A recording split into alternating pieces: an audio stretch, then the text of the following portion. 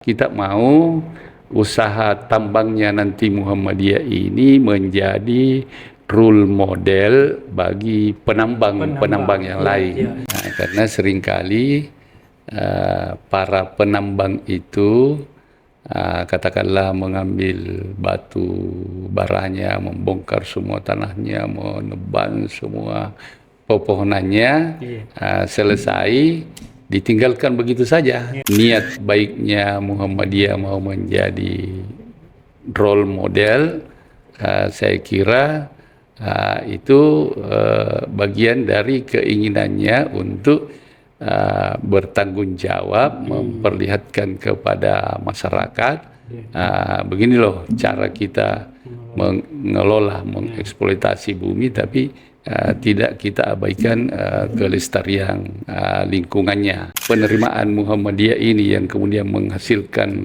profit tentunya, kita berharap untuk mensejahterakan dan meningkatkan taraf hidup masyarakat du'afa. Ini tidak ada kepentingan politik, tidak ada keinginan untuk merusak lingkungan ini, semata-mata karena pemerintah membuka peluang tambang ini, satu di antaranya sarana untuk bisa memberikan pemerataan, karena secara undang dasar memang harusnya dimanfaatkan untuk sebesar-besar kepentingan rakyat Indonesia.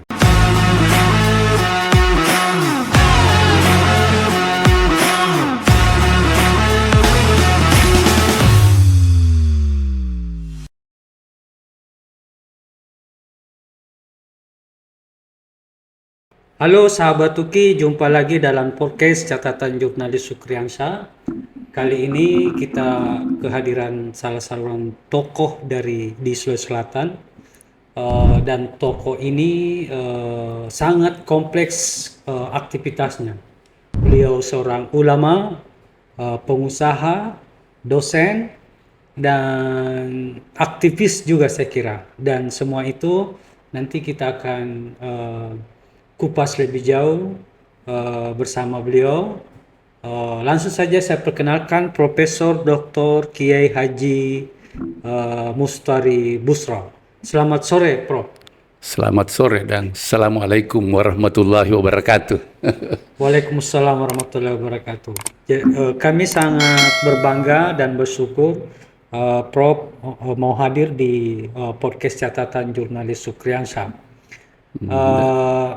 Ya, sebagai seorang petinggi di kepengurusan Muhammadiyah, tentu masyarakat di Sulawesi Selatan khususnya ingin tahu tentang keputusan terbaru dari organisasi Muhammadiyah tentang pengelolaan tambang.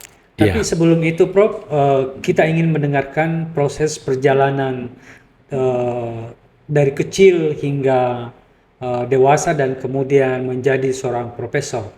Jadi, Prof itu lahir di mana? Iya, jadi pertama terima kasih saya sudah diundang di podcast yang sangat bergensi ini, saya kira. Jadi saya ini orang Makassar asli, lahir di kota Makassar ini, di pinggiran kota Makassar. Ada sekarang namanya Kelurahan Tamangapa. Di wilayah paling timurnya Tamangapa, disitulah saya lahir. Di saat bergejolak TII di Sulawesi Selatan, ya. Terus pendidikan dasarnya di mana, Prof? Pendidikan dasarnya di kampung, di Kasih. Kelurahan Tamangapa itu. Kemudian melanjutkan pendidikan ke PGA 6 tahun negeri di Gunung Sari. Seperti kita ketahui, PGA 6 tahun itu berdua jenjang, 4 tahun dulu baru 6 tahun. Selesai di PGA 6 tahun, saya lanjut di IAIN. Tapi tingkat 2 di IAIN, tingkat 2 saya merangkap kuliah di Fakultas Hukum UMI. Jadi bahkan sejak dari SMA. Jadi saya di PGA karena orang tua waktu itu berpikir jangan-jangan kita tidak sanggup menyekolahkan kamu sampai ke perguruan tinggi. Bagaimana kalau ikut ada band kursus supaya orang setamat di situ bisa jadi pegawai negeri. Namanya KPAA. Kursus pegawai negeri tingkat atas. Saya merangkap itu. Jadi pagi sekolah di PGA 6 tahun, sore kuliah di sekolah di KPAA Sungguh Minasa. Jadi tapi, sejak dulu memang ini Prof sangat sibuk ya. Saya sangat sibuk memang. Bersamaan dengan itu, saya masih kelas 3 SMP sudah aktif di Ikatan Pelajar Muhammadiyah. Jadi sampai saya menjadi ketua ranting di sekolah kami, sampai menjadi ketua cabang di Kecamatan Tamalate, itu karir di IPM. Kemudian waktu mahasiswa, saya cepat sekali masih tingkat 1 sudah masuk HMI, masih tingkat 1 saya sudah jadi instruktur di HMI sama-sama dengan Pak Marwah Daud misalnya. Itu teman-teman saya dulu di HMI. Tapi ketika teman-teman merintis untuk mengaktifkan Ikatan Mahasiswa Muhammadiyah, saya setelah jadi ketua komisariat di HMI di Fakultas Adab, saya pamit untuk beralih ke IMM untuk mengembangkan IMM. Jadi sibuk sekali, bayangkan waktu tahun 80 itu saya merangkap 3 kepemimpinan di IMM. Di DPD IMM Sulawesi Selatan Tenggara saya wakil sekretaris. Di DPC IMM Kota Makassar, saya wakil ketua. Prof, mungkin bisa diceritakan pengalaman organisasinya semasa menjadi mahasiswa. Iya, jadi seperti saya sampaikan tadi bahwa sejak dari SMP, SLTA, itu saya sudah aktif di organisasi pelajar. Setelah masuk di IAIN, saya mendaftarkan diri untuk mengikuti basic, mulai dari Makassar, kemudian basic sampai ke intermediate training di HMI. Masih tingkat 1 saya sudah ikut intermediate. Masih tingkat 1 di IAIN sudah jadi instruktur di HMI. Jadi saya agak cepat memang di dunia kemahasiswaan. Sehingga waktu ada normalisasi kehidupan kampus di IAIN, itu saya wakil ketua BKK, wakil ketua pengganti Dewan Mahasiswa yang masih tingkat 2 waktu itu. Teman-teman saya lain sudah BA semua. Yang duduk di kepengurusan harian itu sudah BA semua. Saya yang masih tingkat 2. Nah, sekarang kan Prof juga sebagai pengurus Muhammadiyah. Apa jabatan Prof di Muhammadiyah sekarang? Iya, jadi di Muhammadiyah khususnya di pimpinan wilayah, itu saya sudah periode ke-5 ini terpilih jadi pimpinan wilayah. Tapi sebelumnya saya termasuk pimpinan daerah Muhammadiyah yang paling muda, karena itu cepat beralih dari IPM ke HMI ke IMM, cepat berpindah dari IMM ke Muhammadiyah. Saya cepat berkeluarga, masih usia 21 tahun 8 bulan sudah menikah. Setelah menikah, saya ikut istri ke Takalar, sehingga saya sudah lepaskan amanah di IMM, kemudian menjadi pimpinan daerah Muhammadiyah Takalar. Jadi masih usia 22 tahun saya sudah pimpinan daerah, sekretaris pimpinan daerah Muhammadiyah Takalar.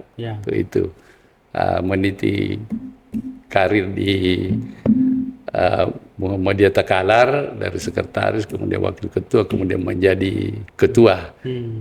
Pada periode tahun 95-2000 itu, dalam keadaan saya masih studi S3 di Jakarta, saya ketua pimpinan daerah Muhammadiyah Takalar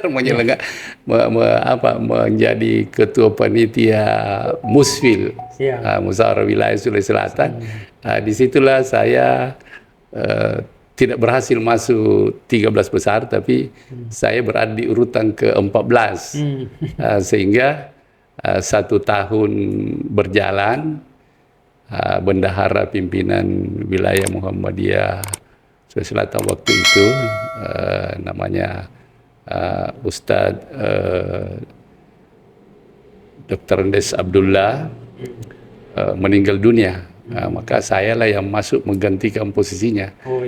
Sehingga di periode 2000 sampai 2005 itu saya sudah menjadi pimpinan wilayah Muhammadiyah, tapi hanya 4 tahun karena 1 tahun pertama diisi oleh Pak Abdullah itu. Nah, juga sekarang masuk di jajaran ketua MUI Sulsel, Prof. Ya? Iya. Tapi sebelumnya saya sudah pernah menjadi ketua MUI di Takalar memang. Jadi waktu saya masih aktif di Takalar periode 90-95 itu saya sudah wakil ketua, sudah ketua MUI di Takalar. Kemudian periode 95-2000 waktu saya ketua Muhammadiyah, saya juga seorang ketua MUI di Takalar. Tapi kemudian pindah ke Makassar, agak terputus memang di MUI. Di Takalar saya hanya menjadi Dewan Penasehat selama periode 2005. Setelah 2005 ke atas saya sudah tidak di MUI lagi. Bagaimana ceritanya Prof kemudian menjadi Direktur Politeknik? Jadi saya ini ya itulah all round lah dalam banyak hal. Jadi seperti tadi disampaikan, bisnis juga rangkap sekolah saja rangkap kuliah. Hukum tidak ada kaitannya dengan adab, bahasa Arab dengan sejarah kebudayaan Islam, tapi saya rangkap kuliah di Fakultas Hukum untuk mendapatkan wawasan dengan modal legal rating yang kami peroleh dari Soekarno Burera waktu itu. Itu menjadi modal saya untuk berbisnis. Jadi itulah di Politeknik Muhammadiyah Makassar ini kan pimpinan wilayah Muhammadiyah. Itu seringkali ada yang diberi amanah untuk menjadi BPH, Badan Pembina Harian di perguruan tinggi. Waktu masih akademi kesehatan, saya bersama dengan Prof. Ambu Asek yang ketua pimpinan wilayah Muhammadiyah sekarang ini, disepakati menjadi Prof. Ambu ketua BPH, saya sekretaris BPH tahun 2014 kayaknya, berawal dari situ. Kemudian Prof. Ambu kemudian terpilih jadi ketua pimpinan wilayah Muhammadiyah pada periode 2015. Kemudian 2016 beliau mengundurkan diri sebagai ketua, saya menggantikan. Karena tinggal 1 tahun, saya kemudian terpilih kembali untuk menjadi ketua yang definitif pada periode berikutnya. Nah, saya yang ketua ketika menjadi di merger 4 akademi ini untuk menjadi politeknik kesehatan. Menjadi politeknik kesehatan. Setelah berjalan 1 periode karena SK Politeknik Kesehatan ini bergabung itu di bulan Desember tahun 2019. Setelah berjalan 1 periode sampai Desember 2023, direktur yang pertama sudah tidak bersedia dicalonkan karena faktor umur. Kemudian di kalangan 4 akademi yang bermajor ini belum ada yang dari perspektif umur yang agak bisa dituakan, sehingga mereka sepakat mengajak saya untuk dicalonkan sebagai direktur, supaya ada orang yang bisa dituakan sebagaimana Dr. Effendi sebelumnya yang usianya memang sudah waktu pencalonannya lalu ini memang sudah masuk 70, jadi sehingga tidak bersedia lagi dicalonkan.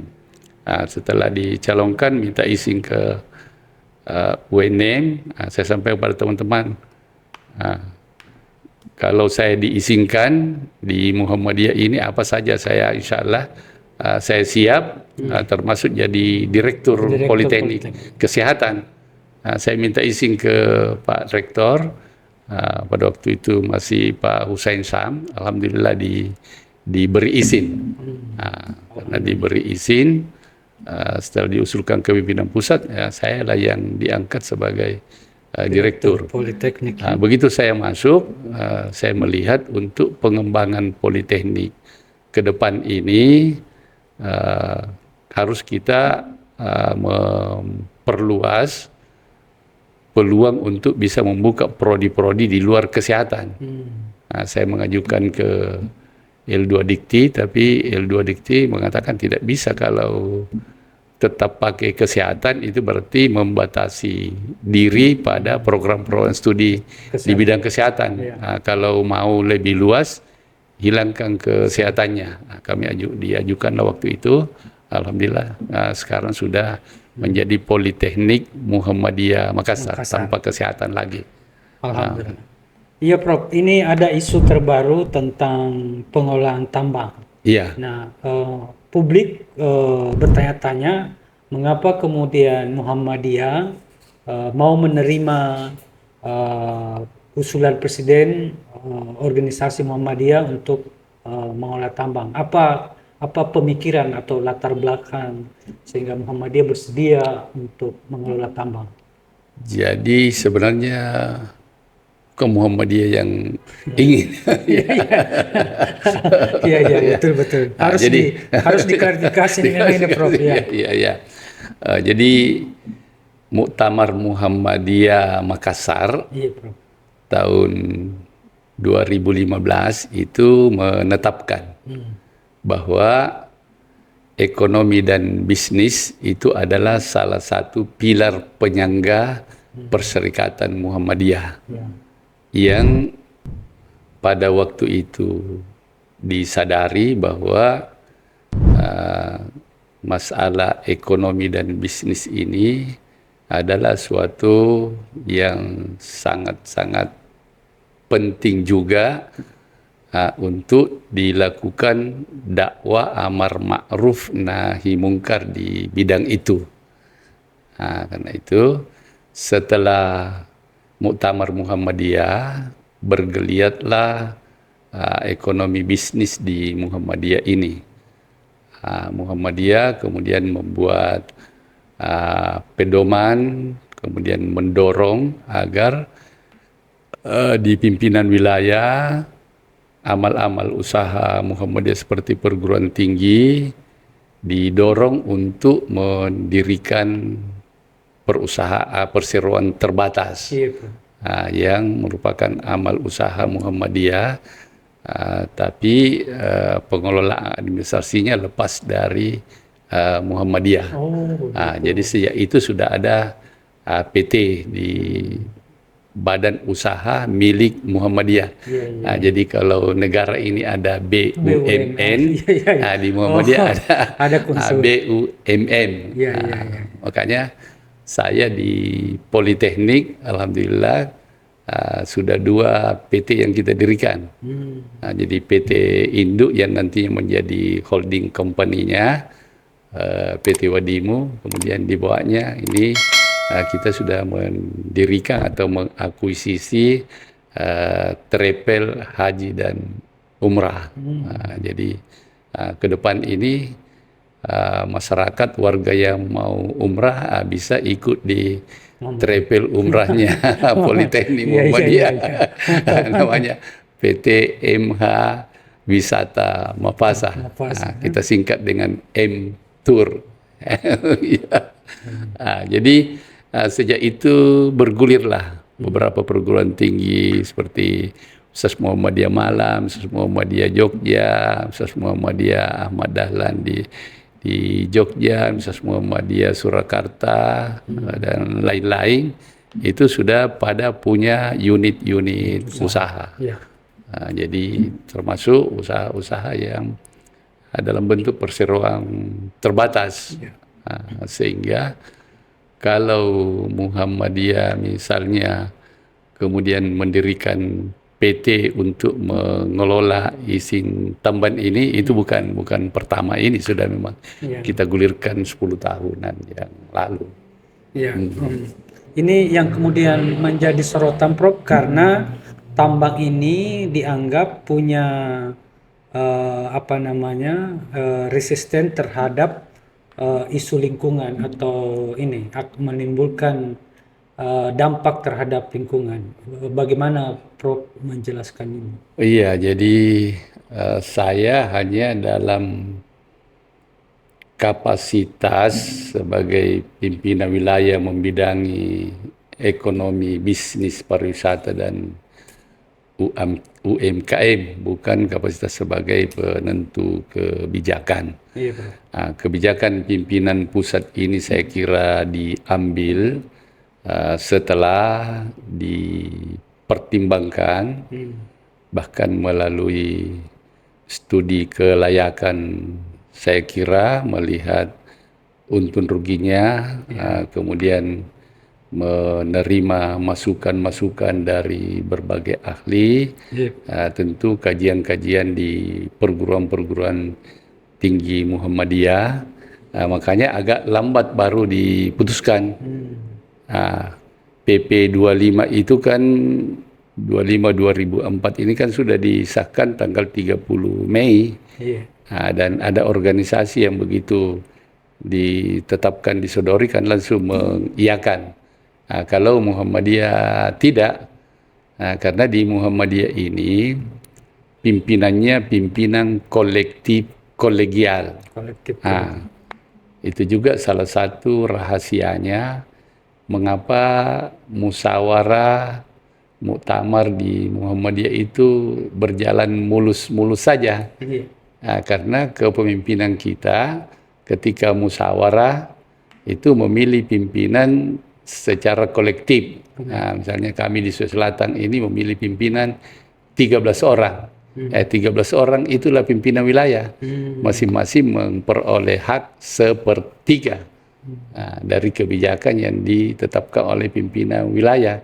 Adapun ketua itu hanya istilahnya orang Sumatera Barat, dimajukan selangkah, ditinggikan sedahan. Jadi apapun yang diambil keputusan itu harus dimusyawarahkan secara kolektif kolegial. Nah di Muhammadiyah seperti itu. Berlangsung alot tanggal 13 Juli yang lalu, rapat pleno pimpinan pusat Muhammadiyah itu sudah ditetapkan di situ bahwa diterima. Cuma belum dipublikasikan secara umum karena akan diminta dulu pimpinan wilayah, perguruan-perguruan tinggi besar untuk mengkoordinasikannya. Kalau melihat dampak positif negatifnya, kalau ada reaksi-reaksi dari warga Muhammadiyah itu sendiri. Itu yang kita berusaha untuk meminimalisir, tapi ternyata kan ada juga pro kontra memang. Dan di Muhammadiyah itu memang biasa, karena Muhammadiyah ini kan sejak dari awal dikenal sebagai gerakan pembaruan yang dikenal sebagai gerakan tajdid yang membuka pintu ijtihad selebar-lebarnya, sehingga pimpinan warga Muhammadiyah itu diberi kebebasan untuk memang berpikir, menentukan pilihannya. Jadi berdebat-debat, berbeda pendapat dalam Muhammadiyah itu memang sudah biasa. Tapi karena sudah ada pola yang sudah baku tentang adab-adab bagaimana bermusyawarah, bagaimana mengambil keputusan, adab-adab untuk menyampaikan inspirasi, sehingga di Muhammadiyah ini alhamdulillah belum pernah ada gejolak-gejolak besar. Jadi seperti ini ada yang protes. Saya kira sama saja ketika Muhammadiyah ini pada tahun 1985 menerima asas Pancasila.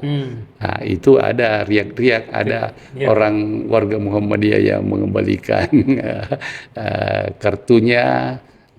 Termasuk di Makassar ini kan gara-gara Muhammadiyah menerima asas Pancasila itu, kemudian muncul ada murid-muridnya Fathul Mu'in Demak Gading, itu membentuk yayasan Fathul Mu'in Demak Gading, yang kemudian berkembang menjadi Wahda Islamiyah. Itu ternyata di situ ceritanya ya. Jadi hikmahnya saja yang kita cari kalau ada perbedaan seperti itu di Muhammadiyah. Jadi ini ada yang ada riak-riak kecil menolak karena mungkin saja mungkin kemungkinannya melihat ada aspek-aspek politis, khawatirkan kalau Muhammadiyah diberi fasilitas seperti ini lalu Muhammadiyah tidak lagi kritis, tidak lagi amar ma'ruf nahi mungkar. Tapi insya Allah pimpinan pusat pasti sangat bijaksana menetapkan ini. Tidak mungkinlah akan membatasi mereka untuk melakukan amar ma'ruf nahi mungkar. Itu tidak. Makanya yang kita baca bersama ini kan pimpinan pusat Muhammadiyah menerima dengan pertimbangan berdasarkan perhitungan, berdasarkan studi kelayakannya, insya Allah maslahatnya lebih banyak daripada mafsadahnya. Tapi kalau di kemudian hari mafsadahnya lebih besar, itu kaidah fikih usul fikih harus kita berlakukan. Sesuatu yang madaratnya lebih besar, harus kita pilih menghindari yang madarat itu. Makanya dengan syarat kalau di kemudian hari sama ketika membuat SK ditetapkan di Makassar pada tanggal sekian akan ditinjau kembali bila di kemudian hari terdapat kekeliruan di dalamnya. Dalam keadaan sekarang ini pimpinan pusat sudah memikirkan mata-mata, sudah memanggil semua ahli, sudah melakukan survei-survei apa segala, pada akhirnya kemudian memutuskan. Itu yang diumumkan kemarin. Kemudian menimbulkan reaksi, padahal keputusannya sejak tanggal 13 sudah dipelontarkan di PP. Tapi sejauh ini Prof, memang Muhammadiyah sudah mengelola tambang Prof atau belum? Secara organisasi belum. Tapi warga Muhammadiyah ini kan tersebar kemana-mana dan berprofesi macam-macam. Banyak juga seperti kita di Sulawesi Selatan ini, ketua pimpinan daerah Toraja itu beberapa periode lalu, kemudian periode lalu naik jadi pimpinan wilayah Muhammadiyah, Pak Yunus Kadir sudah lama bermain di tambang. Itu orang-orang Muhammadiyah. Anak-anak beliau sekarang ini masih juga bermain di tambang. Kader-kader Muhammadiyah lain banyak di Sulawesi Selatan juga ini banyak, dan di mana-mana ada, tapi secara organisasi memang belum pernah, belum pernah. Tapi secara organisasi maupun secara perorangan, bagi Muhammadiyah, bagi kita umat Islam ini ya, saya tinjau secara umum saja bahwa Allah membentangkan buminya ini dengan ada potensi tambahan-tambahan di dalamnya. Huwallazi ja'ala lakumul arda. Bagi Allah memang menjadikan bumi ini untuk kamu. Jadi secara organisasi Muhammadiyah belum punya tambang, Prof ya? Belum pernah bermain tambang. Kalau PT-PT yang lain seperti PT konstruksi, bergerak di bidang konstruksi, itu ada Universitas Muhammadiyah Jogja kayaknya yang sudah punya. Itu secara organisasi, tapi melalui perguruan tinggi. Tapi selama ini memang belum. Tapi mungkin juga yang bereaksi itu teman-teman dari warga Muhammadiyah itu karena faktor mungkin melihat dari perspektif politik, ada juga yang melihat dari perspektif lingkungan hidup. Karena di Muhammadiyah ini kan masalah lingkungan itu oleh Muhammadiyah dianggap sebagai satu lahan dakwah, memang menjadi tugas pokok Muhammadiyah. Karena itu yang dulunya lembaga lingkungan hidup sekarang sudah meningkat menjadi majelis lingkungan hidup. Ada majelis lingkungan hidup. Jadi di Muhammadiyah itu bedanya antara majelis dengan lembaga. Kalau majelis itu sesuatu yang memang oleh Muhammadiyah dianggap sebagai tugas pokok di situ, yang harus menjadi lahan dakwah utama. Sementara kalau masih lembaga itu masih tugas tambahan. Jadi di Muhammadiyah ada majelis lingkungan hidup. Ada majelis lingkungan hidup. Dan itu berarti menjadi fokus utama atau program kerja utama dari Muhammadiyah. Bagaimana berdakwah di bidang lingkungan hidup, menjaga kelestarian, menerapkan nilai-nilai Al-Quran dalam lingkungan hidup ini. Jadi tadi itu saya katakan bahwa Al-Quran mengajarkan kepada kita bahwa Allah menciptakan bumi ini memang untuk kita. Wallazi ja'ala lakumul arda. Dialah Allah yang menciptakan bumi ini memang untukmu. Kamu ini manusia, wa ansha'akum fil ardi wastamarakum fiha. Memang dia menciptakan kita untuk bertebaran di muka bumi ini, tapi dengan tugas untuk memakmurkan bumi ini, mengambil tambang-tambangnya untuk di kesejahteraan itu diperbolehkan oleh agama, sangat dianjurkan oleh Al-Quran. Tapi di sisi lain tidak boleh merusak kelestarian. Karena itu zaharal fasadu fil barri wal bahri bima kasabat aydin nas. Kalau ada kerusakan di muka bumi ini baik di darat maupun di laut, itu karena ulah manusia. Maka harus kita menghindari ulah yang merusak kelestarian lingkungan, meskipun itu dalam rangka mengeksploitasi dan mendapatkan manfaat yang bisa mensejahterakan. Jadi kita mendengar bersama bahwa pimpinan pusat menerima ini karena kita mau usaha tambangnya nanti Muhammadiyah ini menjadi role model bagi penambang yang lain. Jadi kita berharap memang ke depan Muhammadiyah bisa aktif terlibat dalam penambangan mineral dan batu bara ini, tapi di sisi lain tetap mempertahankan kelestarian lingkungan, karena memang majelis lingkungan itu selalu menunjukkan kita saja kalau rapat-rapat teman-teman dari majelis lingkungan itu AC-nya jangan di bawah 25. Yang aman akan terlalu cepat merusak ozon kalau AC sampai 16. Jadi kita kalau sudah merasa cukup dengan 25 saja ke atas itu. Itu teman-teman cara dakwahnya teman-teman dari majelis lingkungan.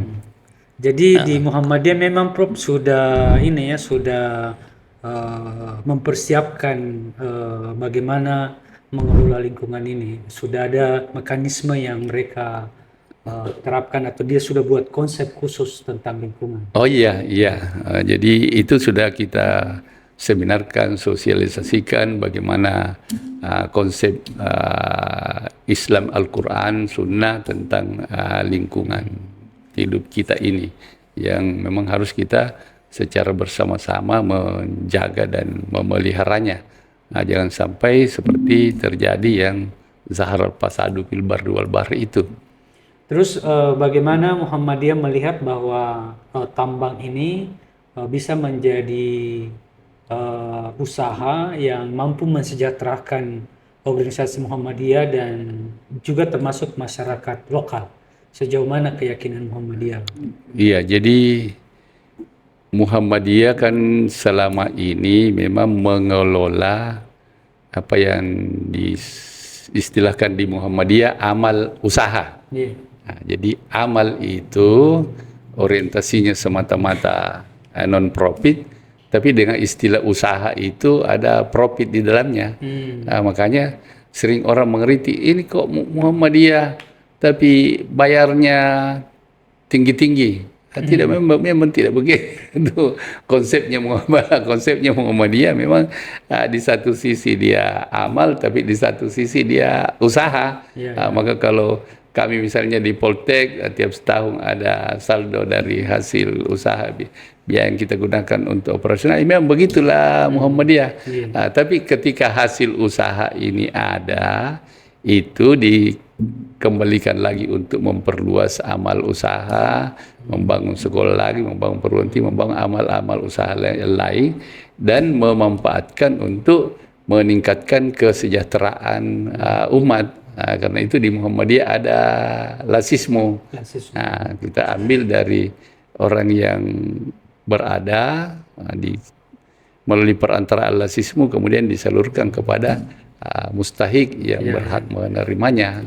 Terus apa yang dilakukan Muhammadiyah, Prof, untuk meningkatkan kesadaran warganya tentang pentingnya pengolahan tambang yang bertanggung jawab? Iya, jadi selama ini memang ada keluhan-keluhan dari para pecinta lingkungan. Karena seringkali para penambang itu katakanlah mengambil batu baranya, membongkar semua tanahnya, menebang semua pepohonannya, selesai ditinggalkan begitu saja. Kan semestinya kalau dulunya hutan belantara, mestinya setelah diambil isinya dibawa, dijadikan kembali hutan belantara agar alam ini bisa lestari, meskipun tambangnya kita sudah ambil di bawahnya. Saya kira niat baiknya Muhammadiyah mau menjadi role model, saya kira itu bagian dari keinginannya untuk bertanggung jawab, memperlihatkan kepada masyarakat, begini loh cara kita mengelola, mengeksploitasi bumi, tapi tidak kita abaikan kelestarian lingkungannya.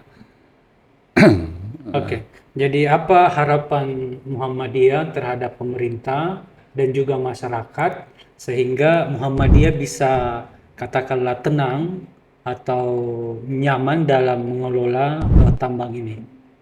Apa harapan kepada pemerintah dan juga masyarakat, Pak? Iya, jadi sekali lagi saya bukan dalam kapasitas pengambil kebijakan, tapi batas pimpinan wilayah yang bisa merupakan perpanjangan tangan dari pimpinan pusat di pimpinan wilayah. Kita berharap teman-teman di wilayah Sulawesi Selatan khususnya itu bisa memaklumi keputusan pimpinan pusat Muhammadiyah. Yang saya kira kemarin waktu diputuskan itu, pastilah teman-teman dari wilayah dan perguruan tinggi yang hadir itu menyatakan sami'na wa ata'na atas keputusan yang diambil itu. Jadi kita berhusnudzan lah bahwa apa yang diputuskan oleh pimpinan pusat ini bagian dari niat baik kita. Pertama itu tadi untuk memperlihatkan uswatun hasanah kepada masyarakat, bagaimana mengelola alam ini dengan baik, sehingga kita tidak menimbulkan fasad. Jangan sampai seperti yang digambarkan Al-Quran itu, bahwa orang yang melakukan kerusakan itu ketika ditegur dia mengatakan, saya ini berbuat kebaikan. Jangan diteban habis tanpa diganti pokoknya. Kami ini sedang melakukan pembangunan, melakukan perbaikan, meratakan ini yang semestinya tidak rata kami ratakan. Ya mungkin beralibi seperti itu ya. Muhammadiyah mau tampil menjadi uswatun hasanah. Yang kedua tentu kita berharap dan saya kira begitu pertimbangannya pimpinan pusat, bahwa kekayaan alam Indonesia ini adalah bagian yang disebutkan dalam undang-undang harus dikuasai negara dan dimanfaatkan sebesar-besarnya untuk kesejahteraan orang banyak. Jadi Muhammadiyah ketika nanti mendapatkan keuntungan, pastilah bukan untuk kepentingan corporate, bukan. Pasti hasilnya itu saya yakin akan dijadikan membangun amal-amal usaha lagi, memperbaiki amal-amal gedung-gedung, sarana-sarana amal usaha ya rusak, mensejahterakan masyarakat, termasuk dalam pembinaan ekonomi yang menjadi koordinasi saya di pimpinan wilayah. Kita sangat membutuhkan dana, misalnya untuk kami membutuhkan dana untuk melakukan pelatihan bagi generasi-generasi muda kita yang tidak punya pekerjaan. Kita mau bekali dengan keterampilan, tapi itu kan mesti ada dana kita perlukan. Nanti syukur kalau dana dari keuntungan-keuntungan itu digunakan untuk mencetak pengusaha-pengusaha baru, memberikan modal-modal usaha kepada yang mikro, yang mau mengembangkan usahanya tapi tidak punya modal, dan kesejahteraan secara langsung lainnya, karena Muhammadiyah ini punya panti asuhan misalnya. Itu dana-dana seperti itu, sehingga kita berharap bahwa penerimaan Muhammadiyah ini yang kemudian menghasilkan profit tentunya, kita berharap untuk mensejahterakan dan meningkatkan taraf hidup masyarakat du'afa, sehingga apa yang dikeluhkan selama ini ada kesenjangan antara the have dan the have not itu tidak terlalu jauh. Jadi kita saya sebagai pimpinan wilayah menyerukan kepada warga Muhammadiyah dan termasuk memberi pemahaman kepada masyarakat, kita berhusnudzan bahwa Muhammadiyah ini tidak ada kepentingan politik, tidak ada keinginan untuk merusak lingkungan ini, semata-mata karena pemerintah membuka peluang.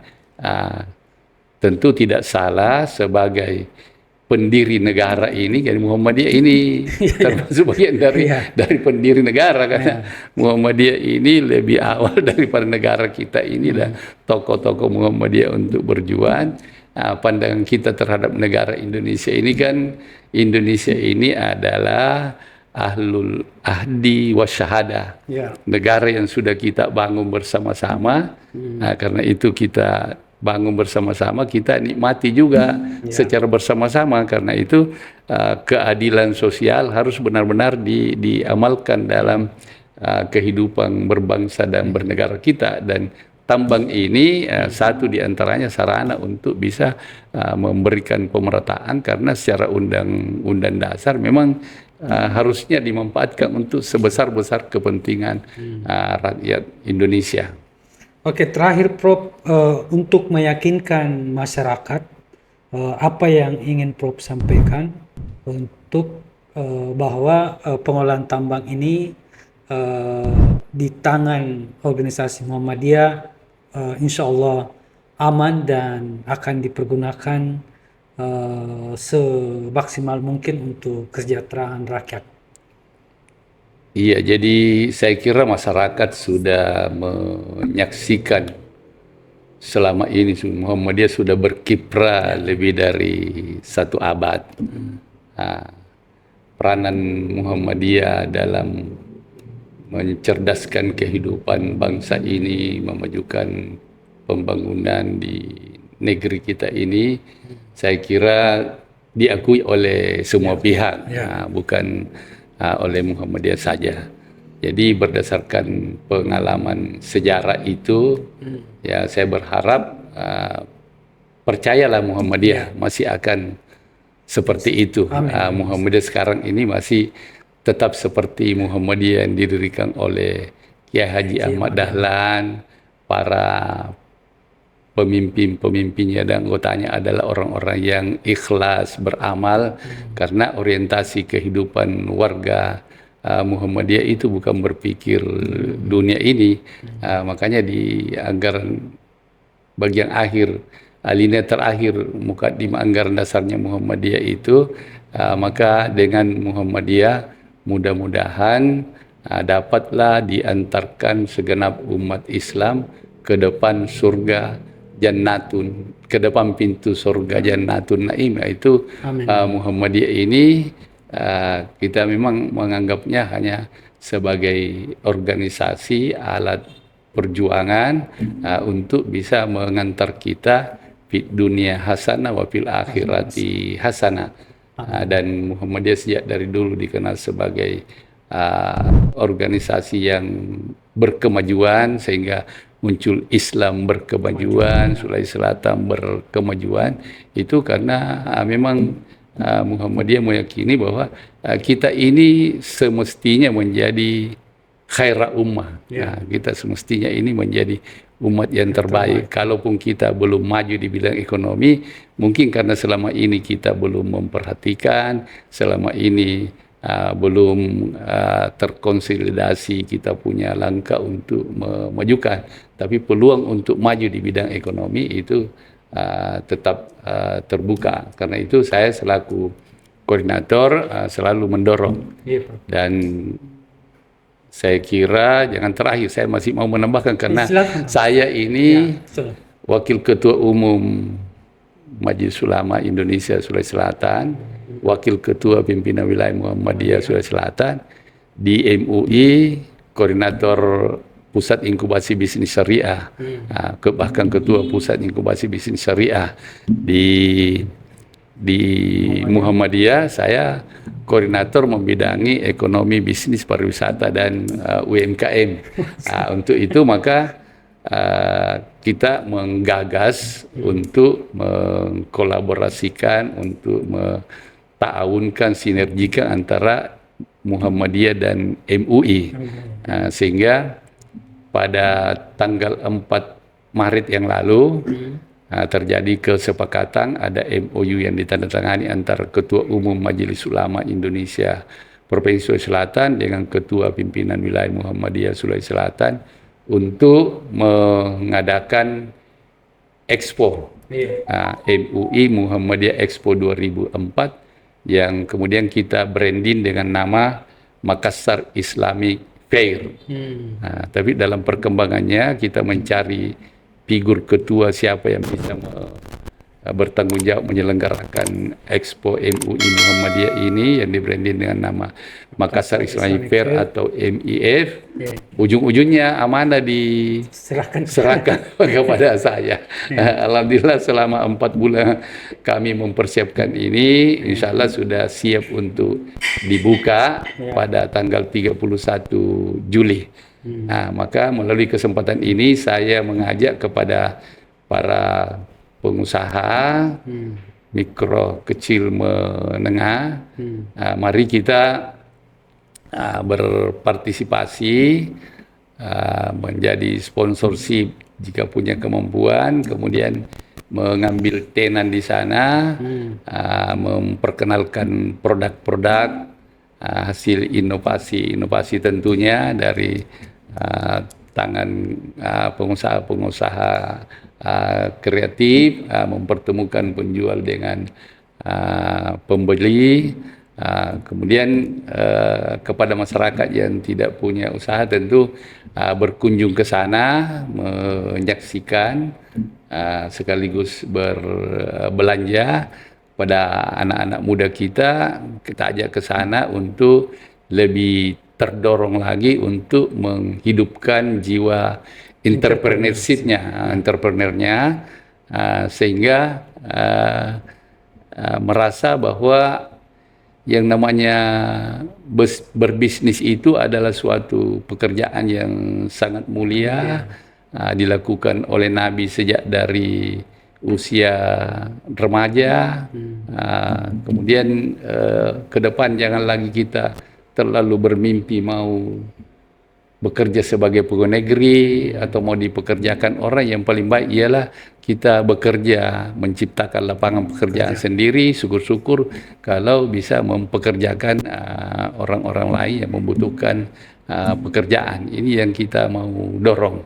Dan kita mau geliatkan yang namanya ekonomi syariah ini, yang bebas dari riba, yang bebas dari spekulasi, bebas dari unsur judi, bebas dari produk-produk haram. Karena itu pemerintah kan sedang menggalakkan ini untuk semua produk-produk memperoleh sertifikat halal.